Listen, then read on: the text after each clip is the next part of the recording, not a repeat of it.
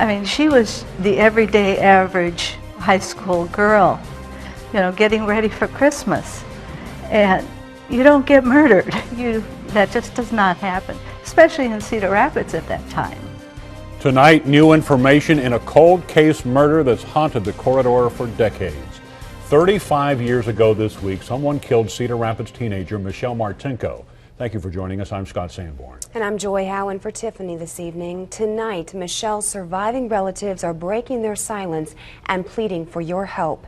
CBS 2 News reporter Matt Hamill is here with the story you will only see on CBS 2. As you guys know, this shocked the entire area. This was a crime that made everyone stop and think in 1979. It scared people to the point that they stayed home during the Christmas season, and the killer was never caught. Tonight, the story you have never heard before from the sister who has waited a long time to find out who killed Michelle Martinko. She was sort of our miracle baby because my mother was 44 when she had my sister. She was just the world and all to us. And as a child, she was the happiest little girl you'd ever want to meet. 18, model, beautiful, popular in dance and music at Kennedy High School. Michelle Martinko had everything going her way. She was very, very feminine, and I was the tomboy. So she was a totally new experience for me. She was my little doll.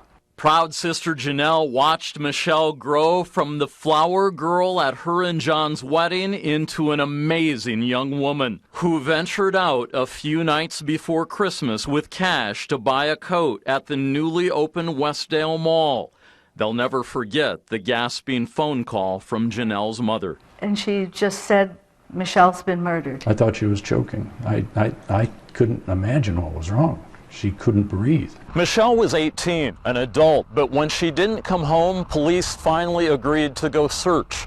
And they found her, not in some secluded park or alley, but right here at Westdale, where she had been killed in the most savage way. A violent struggle in that car. The police said she was stabbed 19 times, in the face and the chest, with defensive wounds on her hands. People that as late as 8 o'clock in the evening did see her and she was fine. Police were confident the killer would quickly be caught, but in the car they found no fingerprints, no murder weapon, and no motive. The money still in Michelle's purse. It seemed personal, a crime of jealous rage. The hardest thing is the lack of any reason. They didn't want her money.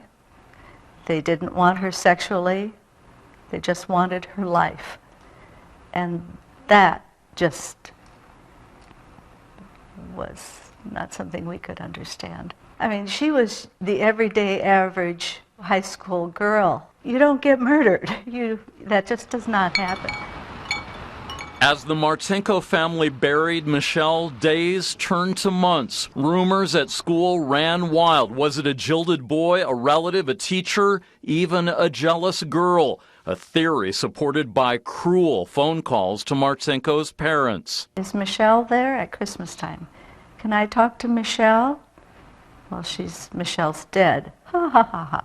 That kind of thing. Michelle's ex-boyfriend became a prime suspect. He was at Westdale Mall that night and ran into her in the hallway, and they had words. But he was later cleared. Police know that in the violent frenzy in the car, the killer stabbed himself and likely had a large gash. DNA testing on the blood left behind has cleared more than 70 people Michelle knew and thousands more in prison databases across the country. She turned out to be a very good athlete. Our lives are all through those scrapbooks. And Michelle's stops. Even after 35 years, emotions are raw. The pain does not go away.